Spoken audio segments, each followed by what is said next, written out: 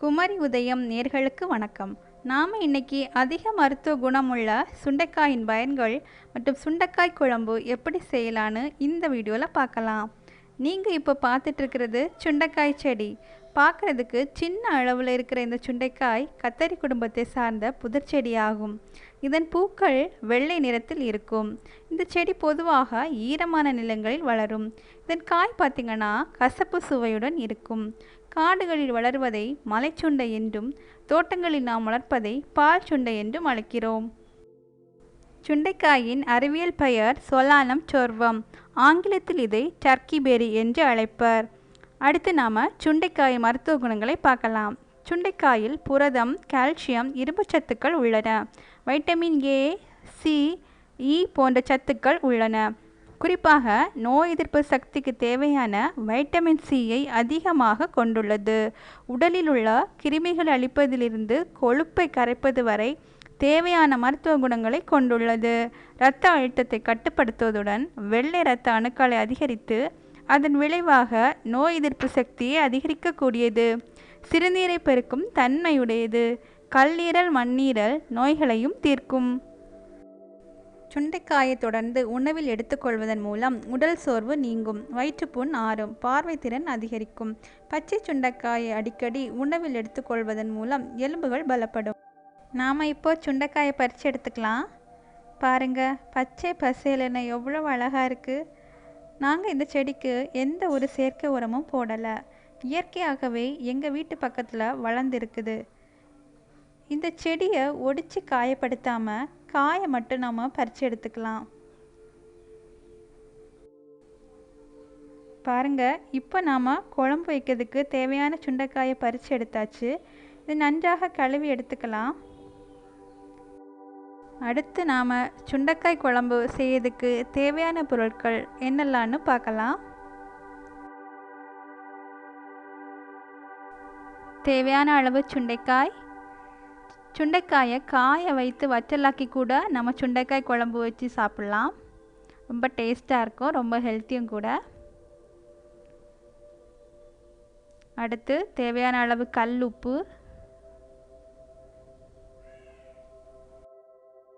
½ spoon மஞ்சள் பொடி,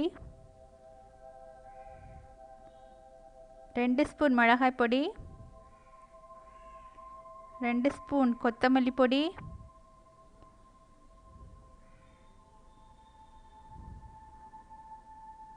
1 spoon வெந்தயம், 1 ஸ்பூன் கடுகு, 10 பல் சின்ன வெங்காயம். சின்ன வெங்காயம் போட்டால் குழம்பு ரொம்ப டேஸ்ட்டாக இருக்கும். தேவையான அளவு நல்லெண்ணெய், சின்ன எலுமிச்சை அளவு புளி கரைச்சி வச்சுருக்கேன். தேவையான அளவு தண்ணீர், வறுத்த தேங்காய் துருவல் கொஞ்சம், தேவையான அளவு கறிவேப்பிலை. இப்போ நாம் இந்த சுண்டைக்காயை உரலில் போட்டு இடித்து எடுத்துக்கலாம். நம்ம இடித்து எடுத்தோன்னா மசாலா எல்லாம் உள்ளே பிடிக்கும், குழம்பு டேஸ்ட்டாக இருக்கும்.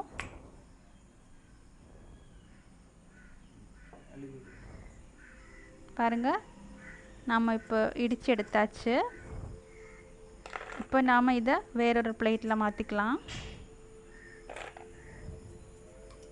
இது மாதிரி நாம் மிச்சம் இருக்க சுண்டைக்காயெல்லாம் சேர்த்து இடித்து வச்சுக்கலாம். பாருங்கள், நாம் இப்போது சுண்டைக்காய் இடித்தாச்சு. அடுத்து ஒரு மிக்ஸி ஜாரில் தேங்காயும் தண்ணியும் சேர்த்து நல்லா பேஸ்ட்டு அரைச்சி எடுத்துக்கலாம்.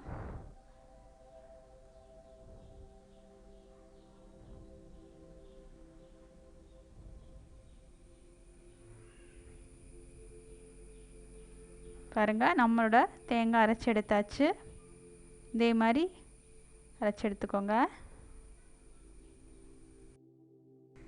அடுத்து நாம் ஸ்டவ் ஆன் பண்ணி ஒரு பாத்திரம் வச்சு கொஞ்சம் நல்லெண்ணெய் ஊற்றிக்கலாம்.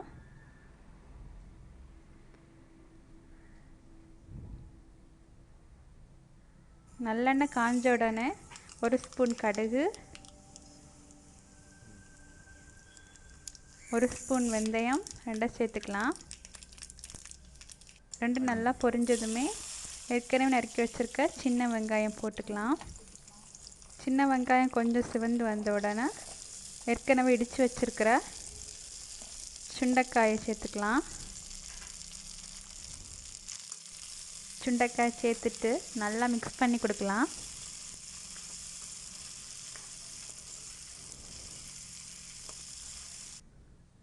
ஒரு மூடி போட்டு 2 நிமிஷம் வேக வச்சு எடுத்துக்கோங்க. நாம் குழம்புல நல்லெண்ணெய் சேர்த்துருக்கனால நல்ல டேஸ்ட்டாக இருக்கும், ஹெல்த்தியும் கூட. இப்போ நாம் ஏற்கனவே அரைச்சி வச்சுருக்கிற தேங்காய் சேர்த்துக்கலாம். கொஞ்சமாக தண்ணி, தேவையான அளவு தண்ணி சேர்த்துக்கோங்க.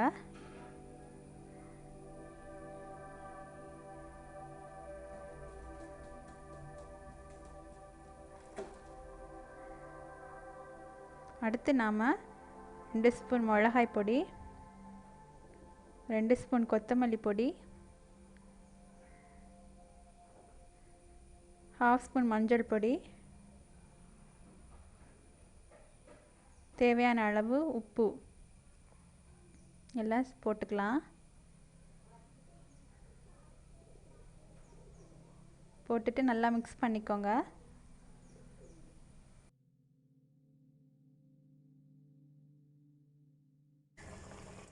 அடுத்து நாம் ஏற்கனவே தண்ணி விட்டு கரைச்சி வச்சுக்கிற புளியை சேர்த்துக்கலாம்.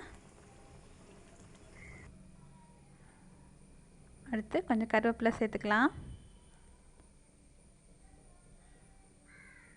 மூடி போட்டு 10 நிமிஷம் வேக வச்சு எடுத்துக்கோங்க. வாவ், நம்மளோட சுண்டைக்காய் குழம்பு தயாராகிடுச்சு. பாருங்கள், நாம் சேர்த்த எண்ணெய் எல்லாம் மேலே மிதக்குது. இதுதான் கரெக்ட் கன்சிஸ்டன்சி. நாம் இப்போது கேஸ் ஆஃப் பண்ணிக்கலாம். இந்த குழம்புல நம்ம புளி சேர்த்துருக்கிறதுனால அவ்வளோ சீக்கிரமாக கெட்டு போகாது. நம்ம 2 நாள் வரைக்கும் வச்சு சாப்பிடலாம். குழந்தைகளுக்கு ஏற்படும் ஊட்டச்சத்து பற்றாக்குறை போக்குவதற்கு நாம் இதே மாதிரி சுண்டைக்காய் குழம்பு வச்சு கொடுக்கலாம், ரொம்ப நல்லது. நாம் இப்போது சுண்டைக்காய் குழம்ப வேறொரு பிளேட்டில் மாற்றிக்கலாம். பாருங்கள், நம்மளோட சுண்டைக்காய் குழம்பு தயாராகிடுச்சு. சூடான சாதத்து கூட இது நல்ல ஒரு காம்பினேஷனாக இருக்கும்.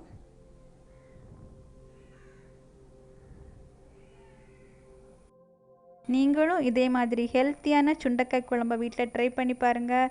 எங்களோட வீடியோ பிடிச்சிருந்தால் லைக் பண்ணுங்கள், ஷேர் பண்ணுங்கள், கமெண்ட் பண்ணுங்கள். மறக்காமல் எங்களுடைய குமரி உதயம் சேனலை சப்ஸ்கிரைப் பண்ணுங்கள். நன்றி, வணக்கம்.